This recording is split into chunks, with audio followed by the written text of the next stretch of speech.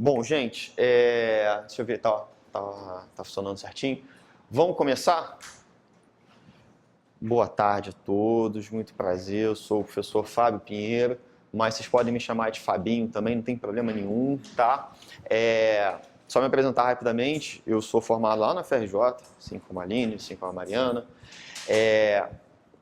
Eu sou especialista em dentística e ortodontia também, mas eu sou professor de materiais dentários lá na Faculdade de São José, onde eu trabalho com a Michelle, que vocês vão ter aula com ela. Já tiveram, provavelmente, se não tiveram ainda vão ter. E aí a gente combinou essa aula, hoje ela não pôde vir, então a gente combinou essa aula de materiais dentários. E materiais dentários, assim, apesar de não ser uma especialidade, é uma matéria que acaba tendo ações, tendo participação em todas as outras especialidades, em endo, em pério, em cirurgia, e principalmente prótese e dentística. Só que quando tiver alguma parte de dentística, por exemplo, amálgama e resina, por mais que seja uma coisa mais de materiais dentários mesmo, vai ficar no conteúdo de dentística. Foi essa divisão que eu fiz com a Michelle.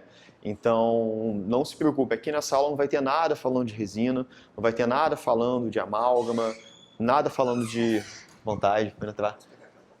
Claro, pode pegar, tá bom? Valeu, Alexandre.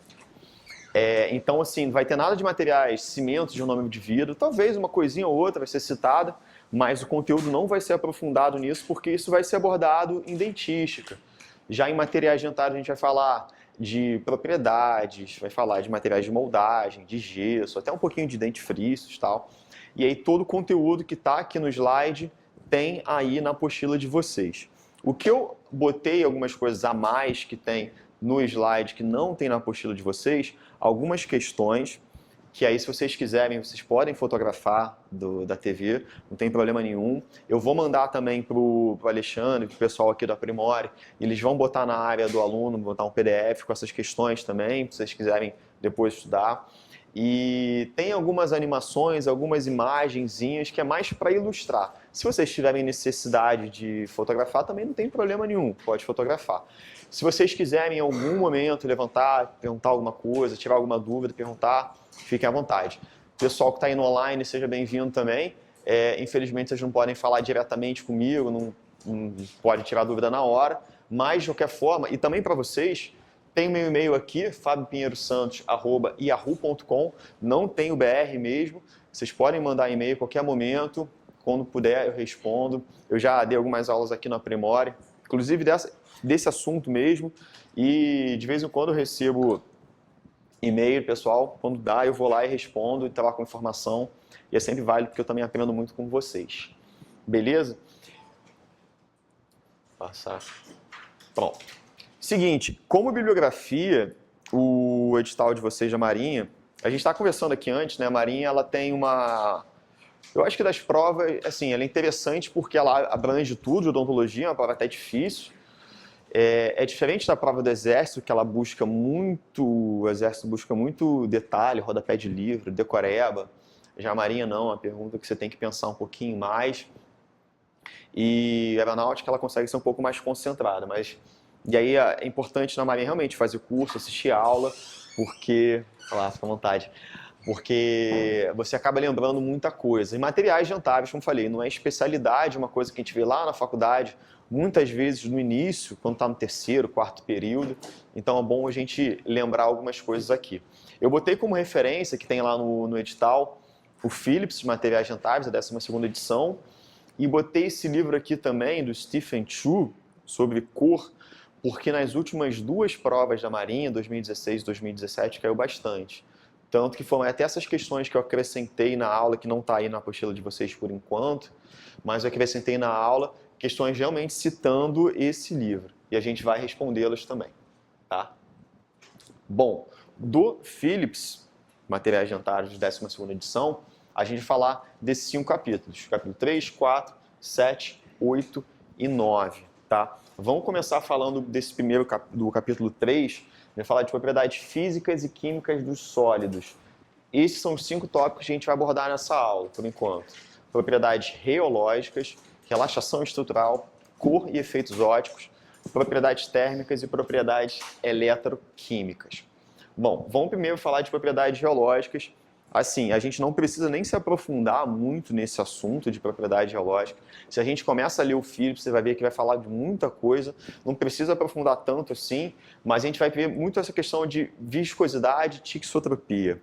A reologia, que vai tratar esses assuntos, é o estudo que vai caracterizar a deformação e escoamento da matéria, seja estado líquido ou sólido. Ou seja, o que é isso? O material, ele, principalmente líquido, ele tem comportamento de movimentação, de escoamento. Então, a reologia vai estudar como é que é essa movimentação desses materiais. A gente tem essas duas características bem interessantes, viscosidade e tixotropia. Viscosidade é uma coisa que a gente já sabe, que é uma coisa que a gente utiliza no nosso dia a dia. Um líquido mais viscoso é aquele líquido mais grosso. Ao contrário da viscosidade, o líquido pode ser mais fluido. A gente utiliza também algumas outras formas mais vulgares, digamos assim, o líquido é mais grosso ou o líquido é mais ralo, mas, usando o termo correto, a gente usa viscosidade, o líquido é mais viscoso ou menos viscoso. A tixotropia é uma característica interessante porque é uma variação desse estado de viscosidade de um líquido de acordo com a pressão que é introduzida nele. Calma, eu sei que falei grego nesse primeiro momento, mas a gente vai ver exemplos, fica mais fácil. Então, uma outra forma de a gente definir viscosidade, que é o líquido mais grosso ou mais fluido, é a resistência de um fluido ao escoamento. Então, um líquido altamente viscoso, ele escoa lentamente. Eu vou ter uma imagem aqui que vai representar muito bem isso. E observação, coisa simples, quando a gente aumenta a temperatura desse líquido, a gente aumenta o escoamento dele, ou seja, diminui a viscosidade. Você tem as moléculas internamente balançando mais, se movimentando, então o líquido consegue escoar com mais facilidade. Então, deixa eu mostrar essa imagem aqui. Tá, eu tenho aqui um plano inclinado, isso é um teste simples, nem tão, até científico, mas muito simples de ser executado. Eu tenho um plano inclinado e no alto desse plano inclinado ali no ponto A, eu vou botar de um lado mel e do outro lado água. Qual o líquido que vai chegar mais rápido ao solo, ao ponto B? Obviamente é a água, porque a água ela tem uma menor viscosidade, ela tem uma menor resistência ao escoamento. O mel, ele vai chegar ao ponto B? Vai. Só que ele tem uma resistência a esse escoamento maior. Então, eu posso dizer que o mel é mais viscoso que a água. Uma coisa que vocês já sabem isso. Isso aí não é nenhuma novidade. A gente só está pegando o conhecimento que vocês têm de ciências de geral e aplicando agora em materiais dentários. Agora, quando eu falei de tixotropia, é uma propriedade, segundo a definição. Propriedade de géis e outros fluidos que se tornam menos viscosos e fluem quando submetidos a uma força de cisalhamento constante, ou seja, quando são agitados, mexidos, comprimidos, batidos ou vibrados. Bom, deu para entender alguma coisa? Talvez não. Vamos pensar o seguinte, ketchup. Você pega um frasco de ketchup, bota ele de cabeça para baixo. Ketchup é um líquido viscoso, é um líquido grosso. Se eu pego o ketchup e boto de cabeça para baixo, ele cai facilmente? Não. O que eu tenho que fazer para o ketchup sair? Pressionar. Gerar uma pressão. Gerando uma pressão interna naquele frasco, o ketchup cai, ele flui. Isso acontece também com shampoo, condicionador, com vários líquidos que são mais viscosos, eles diminuem a sua viscosidade quando submetidos a uma pressão. É isso que ele está falando. Pode ser essa força de cisalhamento constante, pode ser de várias formas. Se vai ser mexido, se vai ser batido, se vai ser vibrado. Isso acontece não só no ketchup, não só no condicionador, não só no shampoo. Isso acontece também nos materiais de moldagem. Isso é uma característica interessante para os materiais de moldagem. Por quê? O que eu espero do meu material de moldagem? Eu espero que ele seja viscoso o suficiente para ele ficar contido na moldeira. Então, eu manipulo, por exemplo, o alginato. À vontade. O alginato é um material de moldagem que a gente mais utiliza, um dos mais comuns. Eu manipulo, misturo o pó com a água, vou manipular, tem aquele líquido bem viscoso. Quando pego da minha cuba e boto na moldeira, eu quero que ele fique ali retido na moldeira, que ele não fique caindo, sujando meu consultório, perdendo material. Eu quero que ele fique retido na moldeira. Só que quando eu levar na boca do paciente e levar uma pressão contra os dentes do paciente ou contra a arcada do paciente, eu quero que ele seja fluido naquele momento para copiar os detalhes anatômicos do meu paciente. Então, essa característica de tixotropia é interessante para o material de moldagem. que ele se torne mais fluido quando seja exercida uma pressão sobre ele. Depois ele vai tomar presa, fica no estado já de um estado borrachoide, a gente consegue remover. Outros exemplos, pasta profilática, gesso comum, cimento resinoso e alguns materiais moldados, como citei, o alginato. Pasta profilática também, se eu boto de cabeça para baixo, não sai. Se eu pressiono, sai o material. Gesso comum, a mesma coisa. Por isso que a gente usa aquele vibrador na hora de vazar o gesso, porque o líquido, o gesso se torna menos viscoso na vibração e eu consigo copiar melhor os detalhes anatômicos para verter o gesso de forma que fique uma cópia bem fiel. Tá? Então isso é uma característica interessante para um material como a gente utiliza. Cimento resinoso, mesma coisa, está ali no frasquinho e não sai. Você pressiona, ele sai. Você manipula, leva na cavidade, leva no dente que vai ser cimentado, pressiona, ele consegue extravasar. Então aqui, ó, exemplo do ketchup. Essa imagem não tem na apostila de vocês, mas não sei, vejo nem tanta necessidade. Mas para lembrar, característica de tixotropia, sempre lembro para mim, sempre recordo através do ketchup. Bom, todo mundo conseguiu entender? É bem fácil isso de viscosidade e tixotropia, né? Se todo mundo tiver que classificar, é fácil de entender. Às vezes a questão é de você lembrar a definição como eles pedem lá na prova, na questão. Mas é tranquilo. Bom, ketchup, se eu boto de cabeça para baixo, ele sai? Não. Quando pressiona, ele sai? Sim. Então, ketchup é um líquido viscoso? Sim. Para ele escoar, ele tem que ser mais fluido? Sim. Então, quando leva uma pressão, eu diminuo a viscosidade do líquido e ele vai fluir sob pressão. Outras características, agora saindo da parte de reologia, indo para a questão de relaxação estrutural, eu tenho duas características, que é o CRIP e o SEG. SEG ou SAG, tanto faz. O CRIP é mais comum, o CRIP a gente fala bastante quando fala de amálgama. Como eu citei, essa aula a gente não vai abordar muito amálgama, não vai entrar muito em detalhes de amálgama, porque isso vai ser abordado na aula de dentística, tá? Mas o que são o CRIP e o SAG? São tensões internas aprisionadas após uma deformação plástica, permanente ou irreversível. O que significa?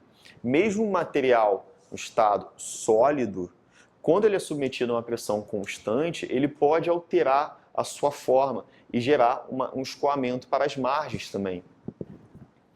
Um exemplo de material que sofre CRIP, fora da odontologia, é o asfalto. Se vocês repararem, em algumas regiões, principalmente em ambientes muito quentes, Rio de Janeiro sendo a cidade, então assim, é muito tranquilo de visualizar isso, e principalmente perto de ponto de ônibus, vocês reparam que o asfalto fica bem deformado? Ele assim, se você olhar, parece realmente um líquido viscoso se expandindo em direção à calçada, ao meio-fio. Aquele fenômeno ali também é um fenômeno de CRIP. Por que nessa região? Primeiro, como eu falei, o calor, o sol vai esquentando ali, você aumenta a vibração das moléculas, então fica mais fácil desse material se escoar. Além disso, perto do ponto de ônibus, porque o ônibus sempre está parando ali, sempre está freando, gerando uma pressão maior, constante naquela região, então você acaba tendo uma deformação permanente e irreversível desse material naquela região. Então aquilo dali, de certa forma, é um CRIP, que acontece no asfalto. A gente vê isso, a gente só não sabia dar o nome, mas todo mundo já reparou isso. Todo mundo já olhou assim, caraca, o asfalto aqui está bem deformado. Aquilo dali que aconteceu foi um CRIP. E isso acontece, como eu falei, no amálgama também. Então, CRIP, definição, é deformação plástica tempo dependente do material, quando submetida a uma carga estática ou sob tensão constante. É o que acontece no asfalto e acontece no amálgama também. Principalmente no amálgama com baixo teor de cobre. Só dando uma pequena informação, vocês vão ver isso melhor em dentística com a professora Michele. O que acontece no amálgama? Meio bucal é um meio quente? Sim, em torno de 37 graus. Claro que tem variação de temperatura de acordo com a nossa alimentação. Se eu bebo uma água gelada, a temperatura diminui. Se eu tomo café, aumenta. Mas o amálgama geralmente está sendo utilizado, empregado em regiões posteriores, regiões que têm uma concentração de carga mastigatória. constante, nossa mastigação. Então, constantemente tem uma pressão naquele amálgama. Se ele tiver um baixo teor de cobre, a chance de ter esse creep, de ter esse escoamento para as margens é maior. Isso pode acontecer no amálgama também, tá? Então, quando a gente pega amálgama mais antigo, essa imagem aqui é uma imagem velha, a gente vê que próximo aqui da margem, a gente tem uma região um pouquinho mais levantada. Será que foi feito assim no momento que foi restaurado esse amálgama? Provavelmente não. Isso é um fenômeno do creep que acontecendo ao longo do tempo, ao longo dos anos desse amálgama na boca. Tá? O SAG, vamos lá, vamos ler a definição. Deformação plástica de infraestruturas metálicas, liga de fundição com baixa resistência ao creep, de prótese fixa que ocorre no intervalo de queima das cerâmicas de recobrimento, temperatura alta, acima de 1000 graus. Bom, deu para entender alguma coisa dessa definição? Não muito. Vamos então tentar entender de outra forma. Como é que é feita uma coroa metalocerâmica, ou até mesmo uma prótese parcial fixa metalocerâmica? Primeiro é confeccionado o metal. Você tem lá as etapas laboratoriais, você tem a técnica de cera perdida, você tem a fundição do metal. Beleza, você tem lá depois a infraestrutura de metal. Geralmente o protético manda para o dentista, ele vai, testa, vê a adaptação, estando a adaptação correta, manda de volta para o laboratório para ele aplicar a cerâmica de cobertura que vai dar a estética. E aí como é que é feita a cerâmica de cobertura? Aí que tá. A cerâmica ela é levada no forno, é um pó que você mistura com água, você vai aplicando na sua infraestrutura e você leva no forno para uma queima. Ele vai queimar, vai perder aquela água, vai contrair, vai solidificar e vai ter aquele formato que a gente conhece. Então, o processo de cocção da cerâmica, de sinterização da cerâmica, é levando ao forno. Só que, se eu levo o forno numa alta temperatura, esse metal também vai sofrer alguma alteração nessa temperatura, porque o metal, ele geralmente reage muito bem com temperatura. Ele tem, às vezes, uma expansão com a temperatura, ele pode, se a temperatura for muito alta, derreter de certa forma. Então, o SAG acontece como se fosse assim, um pré-derretimento do metal. Se a minha liga metálica não tiver uma alta resistência a essa temperatura, ou seja, se ele só conseguir derreter com uma temperatura muito, muito alta, essa variação de temperatura da cocção da cerâmica, que tem que ser a temperatura mais baixa, ela vai acabar influenciando no metal. Então, por exemplo, se o meu metal